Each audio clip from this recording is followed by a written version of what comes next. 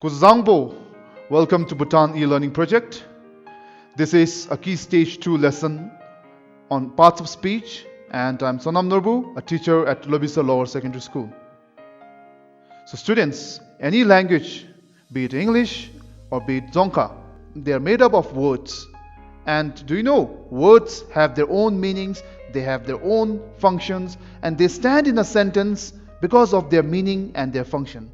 So children, there are 8 parts of speech, and these 8 parts of speech divides words based on their meaning and on their function and the place that they take in a sentence.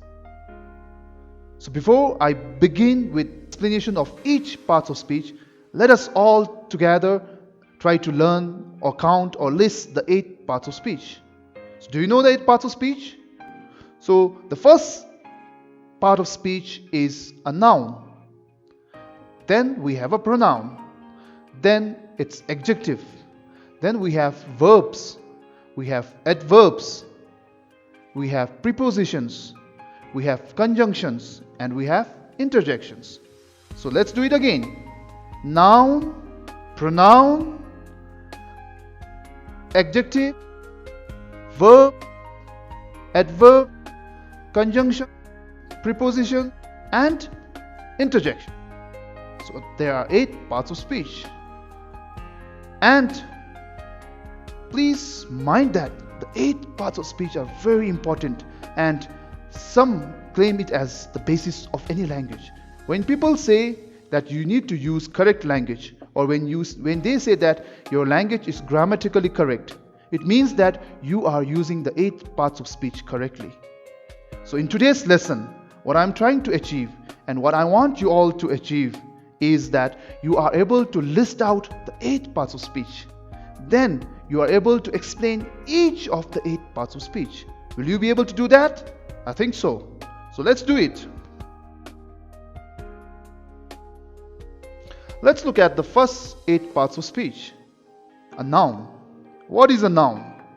A noun is a name of a person, place, or a thing. Can you say it with me? A noun is a name of a person, place, or a thing. Okay, what is your name? My name is Sonam. So here in the sentence, Sonam is a name of a person. So Sonam is a noun. Where are you from? Are you from Thimphu? Thimphu is a name of a place. So it is a noun. What do you use when you write? Or what do you use at home when you sit? You use a chair or you use a table. So table and chair, they are names of things. So a noun is a name of a person, place, or thing. So is that clear? So the first 8 parts of speech that we looked at is noun. And a noun is the name of a person, place, or thing. Are you ready to go with the second 8 parts of speech? Okay. The second 8 parts of speech that we will look at is a pronoun. What is a pronoun? A pronoun is a word that you use in place of a noun. A pronoun is a word that you use in place of a noun. I'll give you a sentence. Let's look at the sentence. Thiring is a boy. He is in class 4. Thiring and he.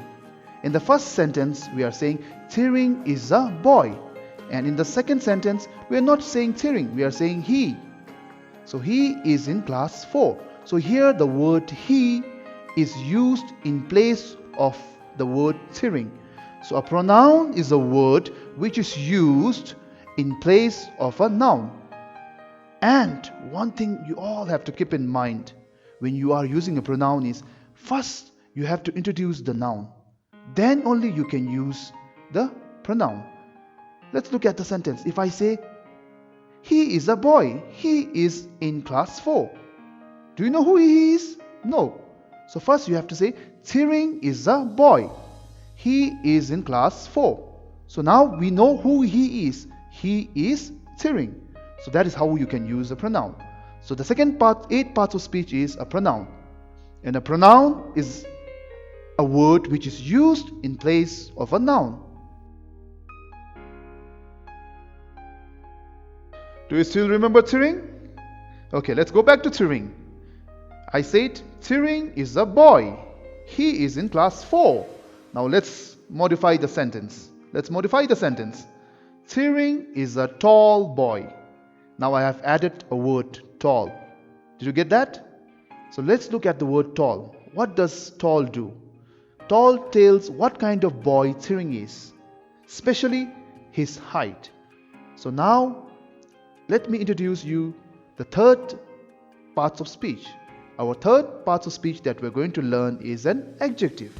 So an adjective is a word which modifies a noun and it gives additional attributes to a noun. And in simple, and if you say it just as a word, you can say an adjective is a describing word. However, an adjective is a word which adds meaning to a noun, which adds additional meaning to a noun. An adjective modifies a noun. So let's give another sentence as an example. There is a beautiful girl. There is a beautiful girl. Look at the word beautiful. So beautiful describes or gives more meaning to the girl. If we say there is a girl, we don't get a lot of meaning. But if we say there is a beautiful girl, the word beautiful adds meaning or gives additional attributes to the girl. So an adjective is a word which adds meaning, which modifies, and which gives additional meaning to a noun. So we have studied what is a noun, a pronoun, and what is an adjective. So a noun is a name of a person, place, or thing. What is a pronoun? I'm waiting. Okay, pronoun is a word which is used in place of a noun. What is an adjective? An adjective is a word which describes a noun, which adds meaning to a noun, or which modifies a noun. Now the fourth one is a very important part of speech. It is verb. Say it again, verb. So what is a verb? A verb is a word which shows action. That's why verbs are also known as action words. And a verb also shows the state. So a verb is a word which shows action and the state of a noun. You will learn and you will understand after I give some examples. What are you doing in the morning? You wash your face. What do? Then you go to school. You walk to school. Then what do you do at school? You write, you play. So all these words, walk, play, wash, go, and write are verbs. They show action. I am speaking. Here speaking is an action. So it is a verb. Now, the other thing, when I told you that a verb also shows a state. Let's say, Karma is at school. Here we don't see any action. Karma is at school. Do you see any action? No. Why? Because there's no action word there, but there is a verb. And what is the verb? The verb is. So the verb there shows that Karma is at school. The state of Karma at school is shown by the verb is. So a verb is a word which shows the state of a noun and an action. So I'll give you more examples of the state. Sonam is on top of Jomohari. Am I on top of Jomohari? No. But me being on top of Jomohari is shown by a verb, and there it is the verb is. So a verb is a word which shows an action and the state of a noun. Let me give you some examples. Walk, talk, sleep, eat, play, write, run, jog, wash. They're all actions. There are thousands of actions, and all these actions fall under verb. So in the beginning I told you words are divided into 8 parts of speech according to their functions. Here in these certain parts of speech, we are dividing words because they show action, and we are dividing action showing words, or words which show action, under a division or under a part of speech called verb. So a verb is an action word.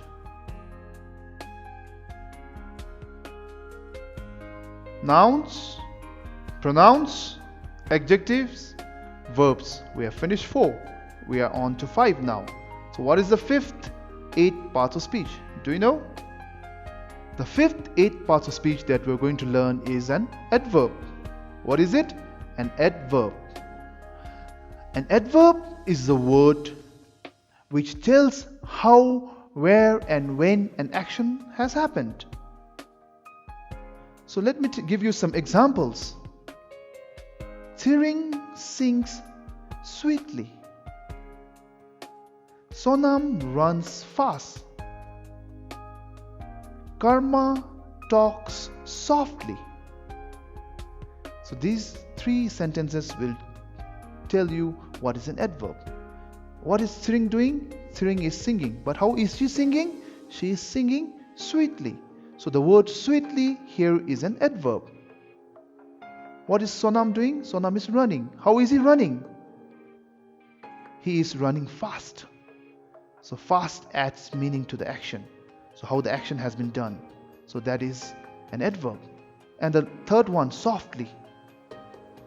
Speaking softly. So the word softly describes how the speaking has happened. So this kind of words are known as adverbs.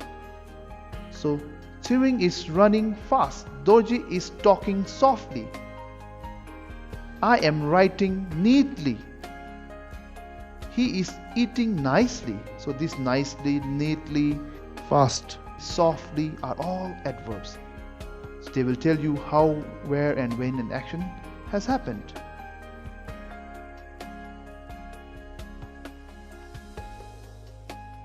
Okay, let me ask you some questions. Are you ready? Where are you? You will say, I am in front of the television. I am in front of the television. Ask me a question. Where am I? Where are you?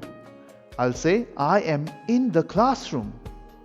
So here I have used 2 interesting words, and this is going to be the next 8 parts of speech that we're going to do, and it is called preposition. Preposition. So a preposition is a word which shows the position of the noun. So when I asked you where are you, you said I am in front of the TV. So which means that your position is in front of the TV. And you asked me a question, and I said I am in the classroom. In the. Okay, where is your cat? My cat is in the box. Or you can say my cat is under the table.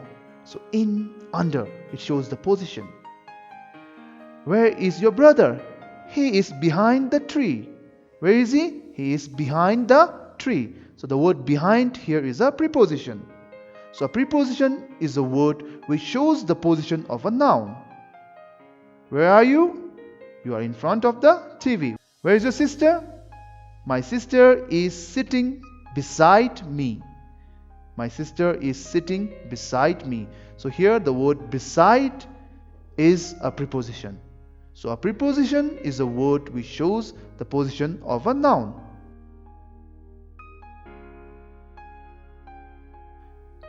Okay, we are coming to a close. The 7th. How many of you have 7 as your lucky number? Okay, mine is 7. Okay, let's see. 7th 8 parts of speech is a conjunction. What is it? A conjunction. A conjunction. You have to say it together, okay? I just said it separately so that you can say it with me. So what is it? A conjunction. So what is a conjunction? It is a joining word. A conjunction is a joining word. A conjunction joins 2 words together. It joins 2 phrases together. It joins 2 sentences together. So a conjunction is, in simple, a joining word. Let me get back to you and your sister. You will say, my sister and I are in the room. My sister and I. So here the word and joins my sister and I. Okay, let me give you a simple example. Karma and Thiring are playing. So here Karma and Thiring. So and is a conjunction because it joins Karma and Thiring together in a sentence. So let me give you an example how conjunction joins two sentences. Okay, Karma and Thiring are playing, but Dorji is studying. Karma and Thiring are playing, but Dorji is studying. Now let's break the sentences. The first sentence is Karma and Thiring are playing. The second sentence is Dorji is studying. So now in my example, what I have done is I've joined the two sentences together and I said Karma and Thiring are playing, but Dorji is studying. So here and but are conjunctions. Conjunctions are joining words. A conjunction joins two words, two phrases or two sentences. So it is also called a joining word. Okay, for the last 8 parts of speech, let me tell you a story, a short story. You might like it. It might happen to you also. You're watching TV and suddenly there's a knock on the door. Knock, knock. You go and open the door. You see your father with something hidden behind him. And he gives you a hug and he gives you something. What is that? He gives you your favorite toy. What do you say? Yes. Or you say, oh my God. Or you say, oh, thank you.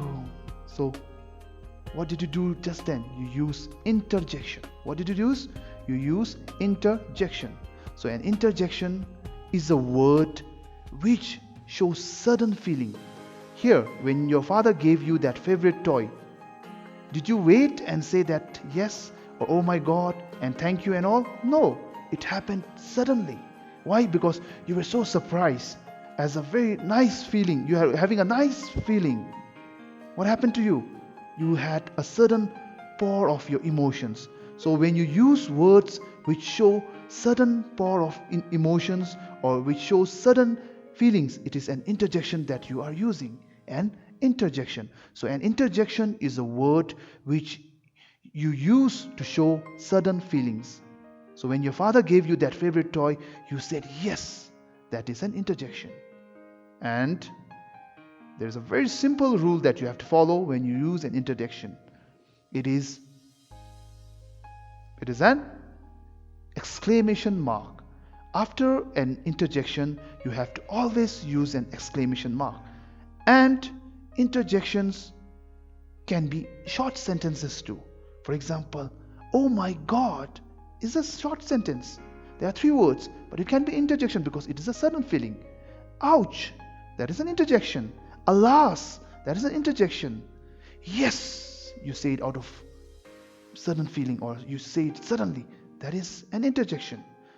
But remember, don't forget to use that exclamation mark after an interjection. Okay, children, thank you for being with me till now. Now we have come to the end of the 8 parts of speech. Let's revisit it once. Let us do it together. I'll go very slowly. The first 8 parts of speech is noun. Then we have pronoun. Then we have adjective. Then what is it? A verb. After verb, we studied about an adverb. And what was the next one? A preposition. After the preposition, the 7th one is conjunction. And the last one, when your father gave you that favorite toy, it is an interjection. So a noun is a name of a person, place, or a thing. What is a pronoun? A pronoun is a word which you use in place of a noun. What is an adjective? An adjective is a describing word. It describes a noun. It tells you more about a noun. It modifies a noun. What is a verb? An action word. A verb shows action and a verb shows the state of the noun. Next, adverb. What is an adverb? An adverb tells you how, where, and when an action has happened and how, in what manner an action is happening. So it is an adverb. What was the next one? Preposition. A preposition shows the position of a noun. Where was your mother? Your mother was in the kitchen. So the word in there showed the position. Okay, the seventh one is a conjunction. Remember this? A conjunction is a word which joins two words or which joins two phrases or which joins two sentences. Conjunction. And the last one, I'll say it out loud because it is sudden. Interjection. And don't forget the exclamation mark after an interjection. So thank you for attending to my lesson and I wish you all the best. And don't forget to do this exercise as you finish this lesson. Hitso is playing inside the house. She is an active girl.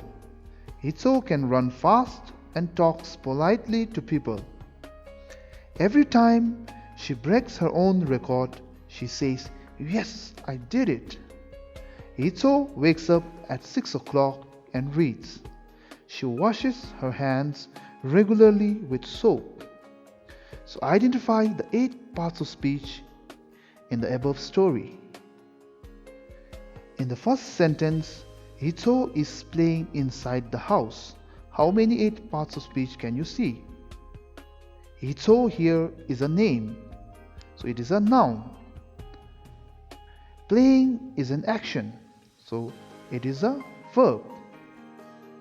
Inside shows the position of an action, so it is a preposition. House is a noun, it is a name of a thing. So Hitso is playing inside the house. We have noun, verb, preposition and another noun. We also have a verb which shows Hitso's state of playing, which is. So Hitso is playing inside the house has these many 8 parts of speech.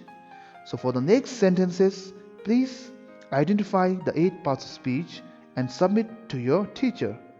Thank you and have a nice day.